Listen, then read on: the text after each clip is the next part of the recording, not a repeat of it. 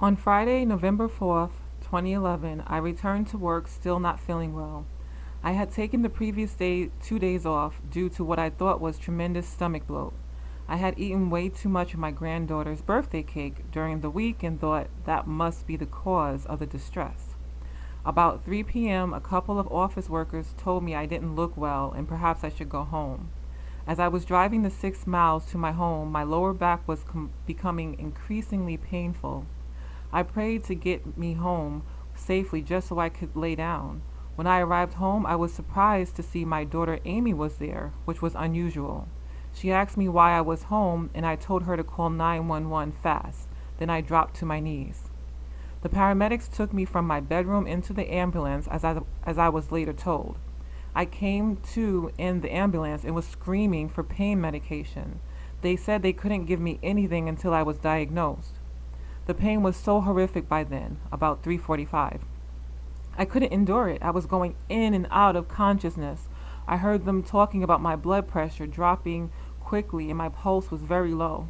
I managed to tell them to just keep doing their thing and to drive faster because I was going away for a while. They agreed they better do what I said. Next thing I remember is being in the emergency triage in my own room with glass doors. I was all hooked up but struggled to get off the bed because I had to use the bathroom. Still, the pain was incredible. Right across from my room, there was an elderly lady in a Johnny sitting on a cement bench, like you would see in a cemetery or in a park. She was just staring at me. Her mouth was closed, but I'll never forget her eyes. I was yelling at her to help me. She didn't move, just continued to stare at me with those eyes. I continued to scream at her to get a doctor, and she never moved. Then slowly she got up and walked away. After what felt like hours, the pain stopped, and again I was in an ambulance. When I woke, a doctor was yelling in my face. He said I was going into a different hospital because they didn't have the team I needed. I told him he didn't have to yell. I wasn't deaf. He explained I had ruptured an abdominal aortic aneurysm, AAA. I asked him to write it down because I would never remember that. Then I noticed he was on my cell phone. He was talking to my son Adam. I told him not to scare my kids, to say that I was just going away for a while and to please return my cell phone to my pocketbook. Then the ambulance was filled with operating room nurses and doctors prepping me for what was to come. Months later, my daughter told me that the technician in the first hospital did an ultrasound and detected the aneurysm. They gave me morphine for the pain. I asked her how she knew that, and she said Grace, my granddaughter, and I were with you the whole time. I had no idea they had followed the ambulance. I said okay, and then you must have seen the elderly lady in the Johnny sitting on the cement bench. She laughed and asked what I was talking about. There were only nurses running around frantically. They don't even have cement benches in the emergency room. At that moment, I realized she was an angel sent to get me through the pain. I can still see her closed-mouthed face, her eyes boring into me without a word. I have no recollection of arriving at the hospital, meeting any doctors, or being wheeled into the operating room.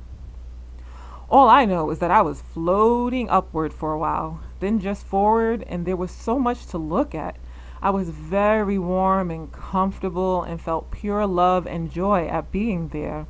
The path I floated down had magnificent columns of undulating soft pastel colors. Columns from far below to higher than I could see. There was an underlying music all around me, the music of the vibration of the color. I felt as though I was heading for the sun, but there was no glare and the temperature was perfect. I realized I was in heaven. 30 years prior to this near-death experience, I had an experience after giving birth to my daughter. I floated upward in a white tunnel. At the top, my great-grandmother greeted me. She was dressed in her house dress with her usual apron. She hugged and kissed me and told me I had to go back. It wasn't my time. I told her it was okay and let her know I wanted to stay. I even asked her for one good reason why I had to leave. She reminded me of the new baby girl I had just had and told me all will be fine and that she would see me soon enough. She was the catalyst of my desire to become a medium and still is. Getting back, After traveling through the columns, I came to an enormous opening. The feeling of comfort, warmth, and love I was experiencing was more than I had ever imagined, and I knew that I did not want to or need to return. At the opening, I was gently veered off to the left towards the entrance of the most magnificent cathedral type structure. I floated in high above where the floor might be. Again, I floated inside the huge cathedral like structure for a while. I briefly wondered where all my deceased loved ones were. Surely someone would greet me. At that point, I came to an archway intricately patterned in the most beautiful colors. I could actually see the archway breathing. As I floated into the tremendous hall, I saw my mother below me, to the left, sitting on the edge of a settee, dressed in an off-white gauze, flowing skirt, and billowing blouse. So unlike her. I was so happy to see her. I floated close to her and asked her what she was staring at. She slowly averted her head in the direction of yet another huge hall, which was a soft glowing white. I could deeply feel her sadness and remorse. I slowly floated towards the next hall and instantly knew why she was so sad. I was stopped from going further but could clearly see myself lying on a table surrounded by 7 doctors. I was being operated on. The only part of me that could be seen was my closed eyes, some bangs, and my heart feverishly being repaired. I told my mother to stop them because it was okay with me if I stayed with her where I was. She said without moving her lips that it was not our decision. With reverence, my mom made me look again closer. It was then that I saw 4 highly ascended healers working very closely with the doctors. At the head of the operating table was my head surgeon. On each side of the table were the remaining 6 doctors. 2 healers were positioned behind the 3 doctors on the left, and 2 healers were standing behind the doctors on the right side of the table. The healers were from long ago eras. The undulating colors of their gowns were deep purples and greens. Their headdresses were like the Pope's tall, roundish, triangular shaped mitre, or she puts here matra. The mitres were very deep red and gold. They were from different parts of the ancient world. I tried to enter the hall and told them to stop, but I was forced to stop by a very powerful, loving energy. I floated back to be closer to my mother. I told her I understood her sadness. I understood she couldn't keep me there, and she made me understand it would be okay. So we sat together for a very long time. I became overwhelmed by sorrow and regret knowing I had to return. Yet I knew these spirit forces were not to be argued with. As the operation progressed, I could feel the doctors begin to relax. They chatted among themselves and patted each other on the back. My mother had gone. I felt very tired and alone as I entered my earthly consciousness. When I woke about 12 hours later, my nurse welcomed me back. She briefly explained my condition. I asked how much time I had missed, and she told me to forget about it because I would never be able to put the pieces back together. She didn't know me very well. My physical recovery was long and arduous and not without residual symptoms. I learned I had only one working kidney. I could only see deep purple out of my right eye. My digestive system had to be retrained to eat only certain foods. I couldn't stay awake for more than 4 hours at a time. Emotionally, I was a mess. I was angry that I returned. My surgeon told me he hears that often when people undergo difficult surgeries. I told my family about my trip to heaven. They listened intently, but I felt like I wasn't being heard. So as time passed, I became depressed. I wasn't me anymore. The things I loved to do before I couldn't do anymore. Because my boss decided to let me go after my detour, my finances were a disaster, which added to the chaos I was feeling emotionally. Then I made a deal. Angrily, I told God that if he wants me to be here on earth, then it's up to him to show me the way to endure. He's the one who gave all of us free will, yet he took away my free will when I was in heaven. I was spiritually confused. Every day when I woke, I reminded him that he had to help me. I promised I would be patient and do what I had to do on my part. After a few months, my affairs fell into place in the most unusual ways, from the least likely sources I could ever imagine. Yet I still felt unconnected. Over a year later, a friend had suggested I look into the Greater Boston International Association of Near Death Studies group.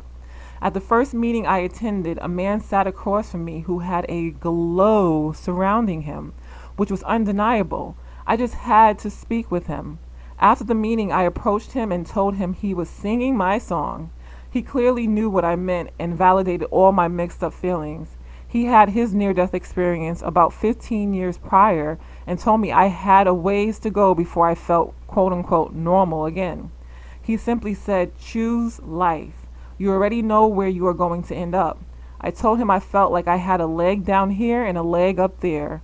He suggested on tough days to reach up and grab a piece of what I know to be reality and bring it down here. I will forever be indebted to him and his ever so helpful words of wisdom. Since then, I have been free to appreciate my life and all of the circumstances. I feel now that I can sit back and simply watch it unfold. I know there is nothing more important in this world than love, and that love never dies. I learned there is absolutely nothing to worry about. I now truly believe everything happens for a reason, which, if we are patient, will unfold right before our eyes. I have truly come to understand the true meaning of faith. Unlike hope, which is always there, faith is based on knowing. As a medium communicating with spirit for many years, I felt my life wouldn't be changed too much. Yet looking back, I see there are so many changes. Changes that have embedded themselves into my soul. My life is calmer and quieter than before my detour. I crave a lot of alone time. I pray more and with focus. There is no control. It truly is an illusion. Now, 2 years later, I am living a totally different life spiritually. Hope is always there. It is based on desire. But faith is based on knowing. I choose faith. The end. All right, so some questions I pulled out here. So the question is, did you have a change in your values and beliefs because of your experience? Answer, yes. Money is important here? Yes, but money always comes in the most surprising ways. And yes, we can have all of our needs met by God and the universe. Question, did you encounter or become aware of any beings who previously lived on earth who were described by name in religions? Answer, uncertain. Jesus, Moses, and Archangel Michael could have been there. I sense their presence. Question, during your experience, did you gain special knowledge or information about your purpose? Answer, yes, I knew the magnificent healers. There were 4, were not to be reckoned with. They were there to help the doctors keep me alive only. Question, did you gain information about how to live our lives? Answer, yes, do not worry or fear while on the earth plane. We are never alone. Question, do you have any psychic, non-ordinary, or other special gifts after your experience that you did not have before the experience? Answer, yes, my psychic abilities have increased tremendously. I also have to be cautious not to blow out light bulbs. Question, at any time in your life, has anything ever reproduced any part of the experience? Answer, yes, I try to remember that I can go back there whenever I want and take a hold of the love and bring it to earth piece by piece. Question, is there anything else that you would like to add about your experience? Answer, I was fully aware of my surroundings. The robes and headdresses of the healers were deep purples, greens, and reds, the likes of which we don't have here. There were 4 of them. One had a very dark complexion, one was light complexion, and the other 2 were a very swarthy light brown. When I spoke with my surgeon, he verified there were 7 doctors on his team, 5 male and 2 females. He was pretty surprised, but he said he knew they had God on his side. He is a Vietnam refugee who came to the United States at the age of 4. That's the end of the questions.